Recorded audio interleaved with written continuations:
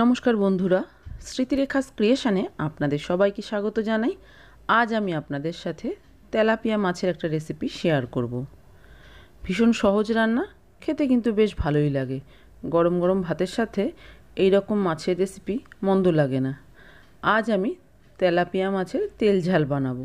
কম তেল মশলা দিয়ে রান্নাটা করেছি, কিভাবে করেছি সেটাই আপনাদের সাথে শেয়ার করতে এসেছি। আসুন তাহলে দেখে নেওয়া যাক আমার আজকের এই মাছের রেসিপি।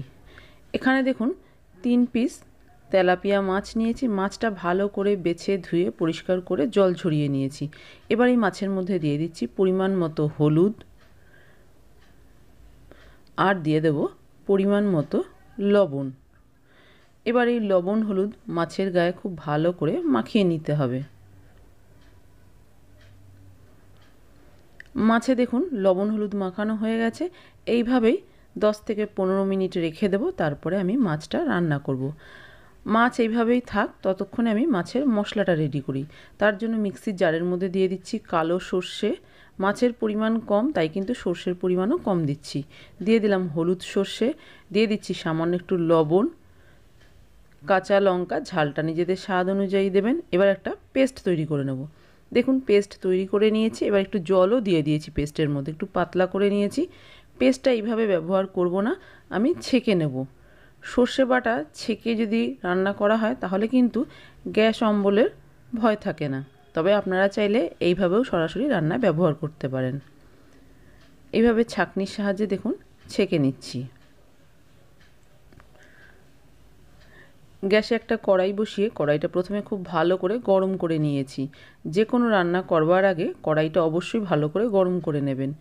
দিয়ে দিয়েছি সর্ষের তেল, তেলটাও খুব ভালো মতো গরম হয়ে গেছে। এবার এর মধ্যে লবণ হলুদ মাখিয়ে রাখা মাছগুলো দিয়ে উল্টে পাল্টে একটু ভেজে নিতে হবে। মাছ দেখুন উল্টে পাল্টে লাল করে ভেজে নিয়েছি। এর থেকে বেশি আর ভাজবার প্রয়োজন নেই, তাহলে মাছটা খেতে ভালো লাগবে না। এবার এই মাছগুলো আমি একটা পাত্রে তুলে নিচ্ছি। সব কটা মাছ দেখুন তুলে নিয়েছি। এই তেলেই বাকি রান্নাটা করব। তেলের মধ্যে দিয়ে দিচ্ছি কালো জিরে, আর দিয়ে দিচ্ছি 2টো চেরা কাঁচা লঙ্কা। ফোড়নটা কয়েক সেকেন্ড একটু নেড়েচেড়ে ভেজে নিচ্ছি। এবার দিয়ে দিচ্ছি রসুন কুচি।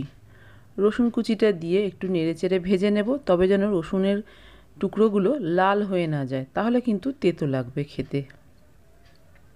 কাঁচা গন্ধ চলে গেছে রসুনের। এবার এর মধ্যে দিয়ে দিচ্ছি একটা পেঁয়াজ গ্রেট করে নিয়েছি। সেই পেঁয়াজটা আপনারা পেঁয়াজ কুচিয়ে অথবা পেঁয়াজ বেটেও কিন্তু ব্যবহার করতে পারেন। কিছুক্ষণ নেড়েচেড়ে পেঁয়াজ আর রসুন দেখুন খুব ভালো করে কষিয়ে নিয়েছি। পেঁয়াজের কালারটা চেঞ্জ হয়ে গেছে। এবার এর মধ্যে দিয়ে দিচ্ছি একটা টমেটো গ্রেট করে রেখেছি। টমেটো আপনারা কুচিয়ে অথবা বেটে দিতে পারেন। আবারও কিছুক্ষণ ভালো করে নেড়েচেড়ে কষিয়ে নেব। সব কিছু খুব ভালো করে কষিয়ে নিতে হবে। দেখুন ভালো করে সব কিছু কষিয়ে নিয়েছি। দিয়ে দিচ্ছি লঙ্কা গুঁড়ো, এটা কাশ্মীরি লাল লঙ্কার গুঁড়ো, কালারের জন্য দিলাম। দিয়ে দিলাম হলুদ আর লবণ। ভালো করে মশলাটা কষিয়ে নিচ্ছি। লবণ অবশ্যই খেয়াল করে দেবেন, মাছেও লবণ মাখানো ছিল। সর্ষে বাটার সময় কিন্তু সামান্য লবণ ব্যবহার করেছি। দেখুন মশলা কিন্তু খুব ভালো করে কষিয়ে নিয়েছি। এবার এর মধ্যে দিয়ে দিচ্ছি পরিমাণ মতো গরম জল। আপনি কতটা ঝোল রাখতে চান সেটা বুঝে এখানে জলের ব্যবহারটা করবেন। আমি খুব বেশি ঝোল রাখবো না, সেই জন্য জল খুব বেশি দিলাম না। গরম জল দিয়েছি, ঝোল ফুটে উঠেছে। দিয়ে দিলাম সামান্য একটু চিনি। চিনিটা অপশনাল, আপনার ইচ্ছে না হলে চিনিটা স্কিপ করতে পারেন। চিনি দিয়ে ভালো করে নেড়েচেড়ে এবার ভেজে রাখা মাছগুলো দিয়ে দিচ্ছি। একটু উল্টে পাল্টে দিচ্ছি মাছগুলো। সবশেষে দিয়ে দিচ্ছি ওপর থেকে ছেঁকে রাখা সর্ষে বাটা। সর্ষে বাটা দিয়ে কিন্তু খুব বেশিক্ষণ রান্না করব না, আর এখানে সেদ্ধ হওয়ার মতো কিছু নেই। সর্ষে বাটার বাটিটা ধুয়ে একটু জল দিয়ে দিলাম। দিয়ে দিলাম 2টো চেরা কাঁচা লঙ্কা। এবার ঢাকা দিয়ে দিলাম কিছুক্ষণের জন্য। কিছুক্ষণ ঢাকা দিয়ে দেখুন রান্না করে নিয়েছি।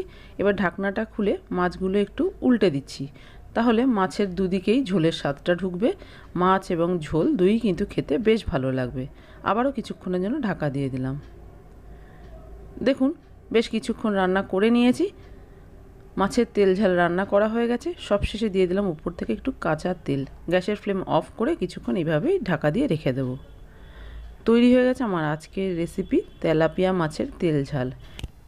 খুব অল্প তেল মশলা দিয়ে চটপট তৈরি হয়ে গেছে, খেতে কিন্তু দারুণ স্বাদ। গরম গরম ভাতের সাথে তেলাপিয়া মাছের তেল ঝাল অসাধারণ লাগে।